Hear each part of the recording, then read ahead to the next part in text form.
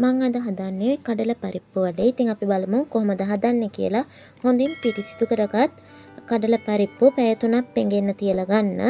ඊළඟට රතු ලූණු ගෙඩි 3ක්, කොච්චි මිරිස්, අමු මිරිස්, වේලිච්ච මිරිස්, කරපිංච ටිකක් සහ සිහින්ව ලියාගනිපු ලොකු ලූණු ගෙඩියක්, කෝන්ෆ්ලවර් මේස හැඳි දෙකක් ඕන වෙනවා අපිට.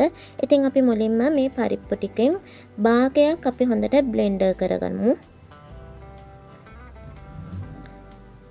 ඒකටම අපි රතු ලූණු ටිකයි කොච්චි මිරිස් ටිකයි දාලා හොඳින් බ්ලෙන්ඩර් කරගන්න, රස අනුව ලුණු එකතු කරගන්න. ඉතින් මේක හොඳට බ්ලෙන්ඩර් කරගන්න මේ විදිහට.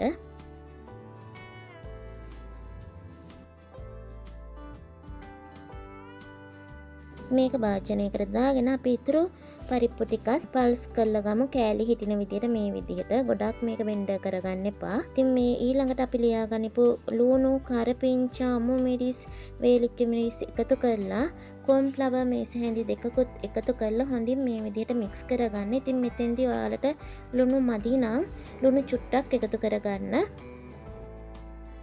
ඉතින් මේ විදිහට කැඩෙන්නේ නැතුව බෝලයක් වගේ හැදෙනවා නම් අපේ වඩේ එකේ පදම හරි. ඉතින් මේ පෙන්නන විදිහට වඩේ ගෙඩිය හදාගෙන අපි ගැඹුරු තෙලේ බැදගනිමු.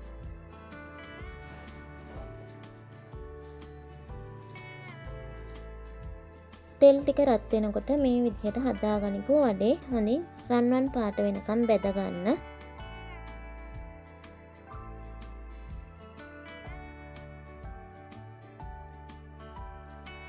ඉතින් මේ විදිහට ඔයාලා හදාගන්න වඩේ ටික බෙද ගන්න. ඉතින් මේ ප්‍රමාණයෙන් වඩේ ගෙඩි 11ක් මම හදාගත්තා.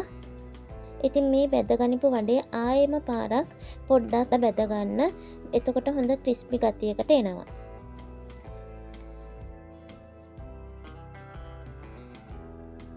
ඉතින් මේ තියෙන්නේ මම හදාගනිපු කඩල පරිප්පු වඩේ. ඉතින් හරිම ලේසි මේක හදන්න. ඒ තරම් වෙලාවක් යන්නේත් නැහැ. විනාඩි 15ක් වගේ තමයි ඉතින් මේකට යන්නේ.